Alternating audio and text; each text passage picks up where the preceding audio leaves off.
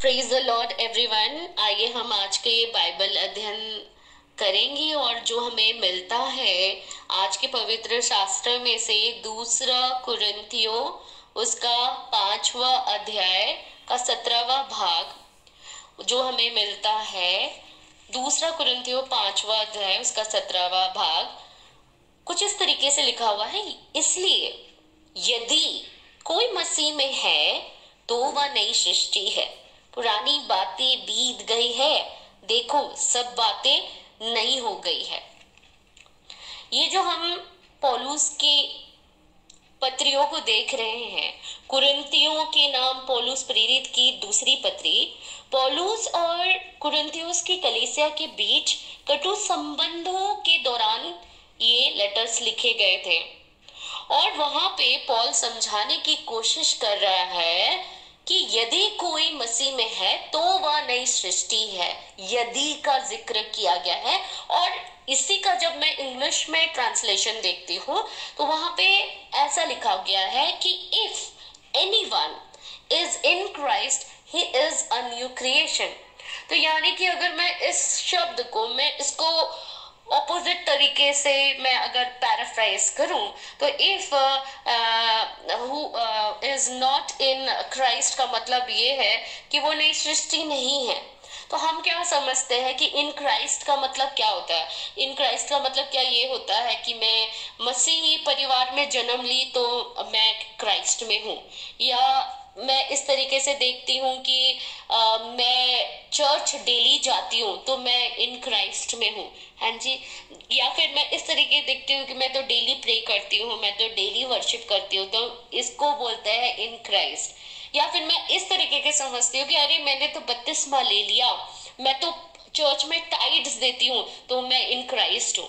भाई ये बात जो है ये मानव की सोच है, बट एक्चुअली में इन क्राइस्ट का मतलब होता है कि आप परमेश्वर पर निर्भर होकर के जैसा उसकी इच्छा है उस पे अगर आप चलते हैं तो उससे जो है इन क्राइस्ट बोला जाता है।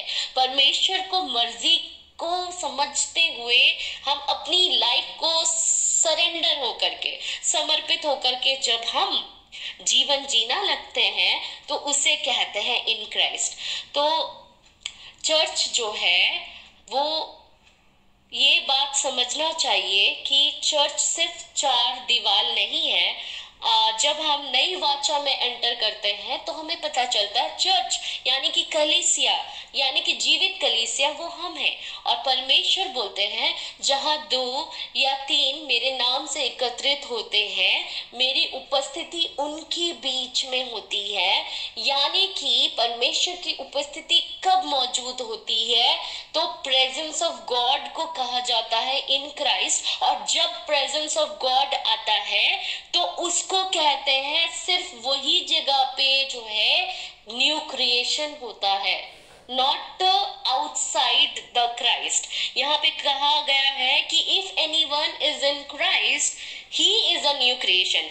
मतलब if anyone is not in Christ he is not in a new creation, या फिर if anyone is not in the presence of God he is not in new creation, he is not a new creation।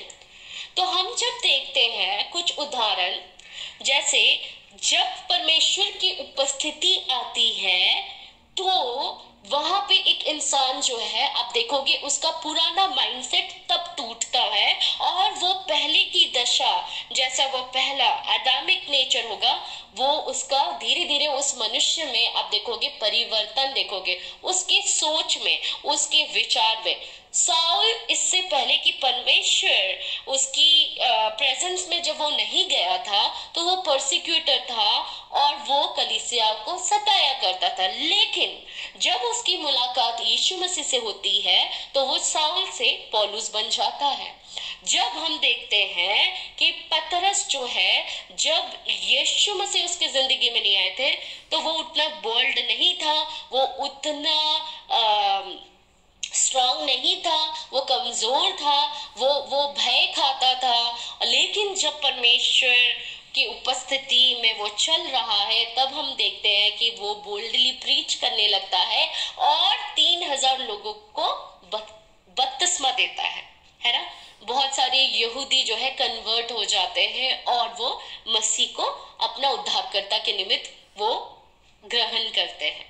जब हम मरियम को देखें तो मरियम भी परमेश्वर की उपस्थिति में जो है उसने अपना पुराना जीवन छोड़ दिया, यानी कि वो उस इत्र की बोतल को उसने तोड़ दिया और उसने तब डिसाइड किया कि अब मैं वो जीवन नहीं जीऊंगी। जब आप सामरी स्त्री को देखेंगे, जब यीशु मसीह की मुलाकात उससे होती है जो वो ऑलरेडी 5 पति कर चुकी थी, एक लिव इन रिलेशनशिप में थी एक छठवें मनुष्य के साथ, जब वो यीशु मसीह से उसका मुलाकात होता है तो उसकी जीवन चेंज हो जाती है और वो उसका आखिरी पुरुष होता है। वहीं पे वो अपना लिविंग रिलेशनशिप को ब्रेक करती है, गलत संबंध को ब्रेक करती है और फिर वो यीशु में आ जाती है।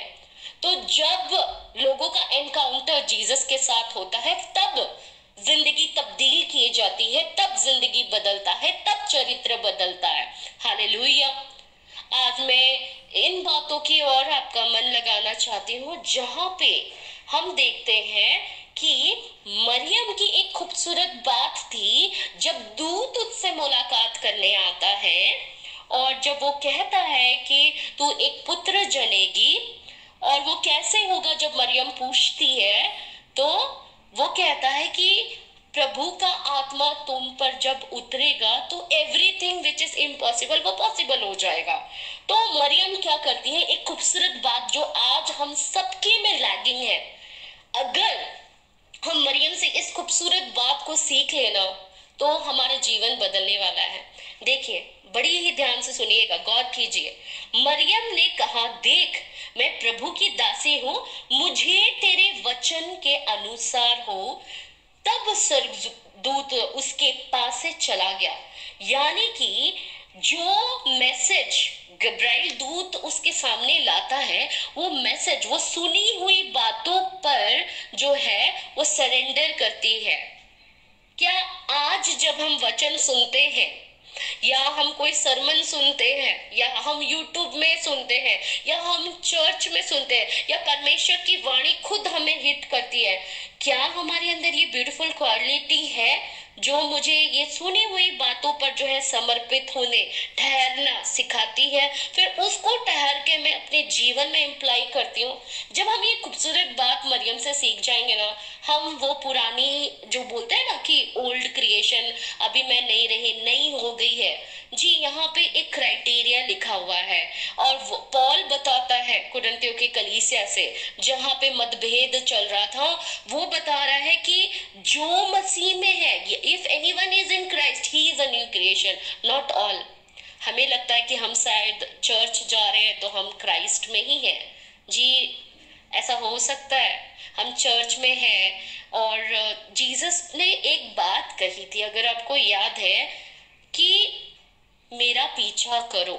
और जो पवित्र जीवन या फिर संतों के जीवन अगर हम देखें, ना अब्राहम बोल पाया था, ना मोसेस बोल पाया था, और ना ही पतरस बोल पाया था, ना ही दाऊद बोल पाया था, और बहुत सारे ऐसे लोग जो परमेश्वर के द्वारा यूज किए जा रहे थे, वो एक बार भी नहीं बोल पाते हैं कम एंड फॉलो मी। यीशु ने ये वचन को कहा कि कम एंड फॉलो मी। तो यीशु तब ये नहीं बोल रहा था कि तुम चर्चियनिटी का फॉलो करो, कि चर्च जैसा चल रहा है तुम भी वही चलो। जीसस ये नहीं बोल रहे थे कि रिलीजन के हिसाब से चलो।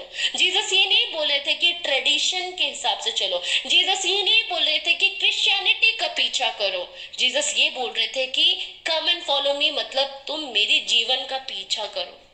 आज के सुंदर वचन से हमें ये जानने की जरूरत है कि चेक करिए कि मेरी इमारत कहाँ पे बनी है। क्या वो वचन में बनी है? क्या उससे वो टैली भी होती है? अगर टैली नहीं होती है तो मैं outside the will of God जा रही हूँ, यानी कि स्क्रिप्चर के आधारित पे मेरा घर बना ही नहीं है। तो आइए हम प्रार्थना करें। हे मेरे खुदावंत परमेश्वर, आज जो भी इस वचन को सुन रहे हैं प्रभु जी, तेरी रोशनी उन पर आए प्रभु, तो अनुग्रह कर, तेरी दया उन पर बनाए रख प्रभु जी। ओ खुदावंत होने दे प्रभु जी कि जितने भी रिलीजियस माइंडसेट है वो टूट जाए यीशु के नाम से, वो सच्चे परमेश्वर को जाने प्रभु जी, तेरी शब्द को वो पहचाने सके। इसलिए जितनी भी ट्रैफिक है, वॉइस ट्रैफिक जो वर्ल्ड की ओर से है, जो शरीर की ओर से, प्रभु ये आवाज प्रभु धीमी कर दिए जाए और यीशु के नाम से वो पवित्र आत्मा की आवाज को सुनने सके प्रभु जी। प्रभु तू उनकी बंद आंखों और कानों को खोल खुदावन, जो आज तेरे इस वचन को ग्रहण कर रहे हैं खुदावंत, आप उन्हें रोशनी दे प्रभु जी, और बुद्धिमान बनाए प्रभु जी कि वो दिन काटने की उन्हें समझ दे, और प्रभु जी बुद्धिमान बनाए कि वो अपना इमारत, अपना फाउंडेशन, अपना घर वचन पर बनाए, अपना डिसीजन मेकिंग जो है वो वचन पर बनाए, यीशु मसीह के नाम से, आमेन।